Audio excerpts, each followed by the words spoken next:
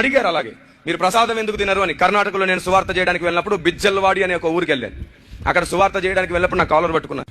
అప్పుడు అడిగారు, నువ్వు నిజంగా ఈ దేశాన్ని ప్రేమిస్తే, నిజంగా నువ్వు మమ్మల్ని గౌరవిస్తే ఏది ప్రసాదం తిను అని అడిగాడు అతను. గుడి దగ్గరికి తీసుకెళ్ళి ఒక పెద్ద ఆయన అన్నాడు, బాబు నిజంగా నువ్వు మమ్మల్ని గౌరవించి ప్రేమించేవాడైతే ఈ ప్రసాదం తిను అని. అప్పుడు నేను ఒక మాట అడిగాను, సార్ మీకోసం విషం తినమన్నా తింటాను కానీ నాకో సమాధానం కావాలి. నేను చెప్పేది కరెక్ట్ అయినప్పుడు మీరు నాకు జవాబు చెప్పలేకపోతే నా చేతిలో పెట్టిన దాన్ని మీరే తీసేసుకోవాలి. మీరు జవాబు చెప్పగలిగితే అప్పుడు నేను ఈ విషయాన్ని తింటానన్నాను. వాళ్ళకి అర్థం కాలేదు నేనేం మాట్లాడాను.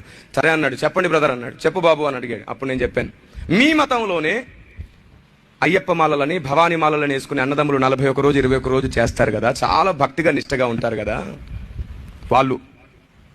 మీరు వాళ్ళని మీ గుడికి తీసుకెళ్ళి అక్కడ బలిగా అర్పించిన మాంసాన్ని తీసి వండి వారి ముందు పెడితే తింటారా అని అడిగాను. అప్పుడు ఆ పెద్ద ఆయన ఏమన్నాడు తెలుసా, తినరు బాబు అన్నాడు. ఎందుకు, మతం మారారా అని అడిగాను. లేదు అన్నాడు. కులం మారారా అన్నాడు. లేదు అన్నాడు. సాంప్రదాయాలు మార్చుకున్నారా అంటే లేదు అన్నారు. మరి ఎందుకు తినరు?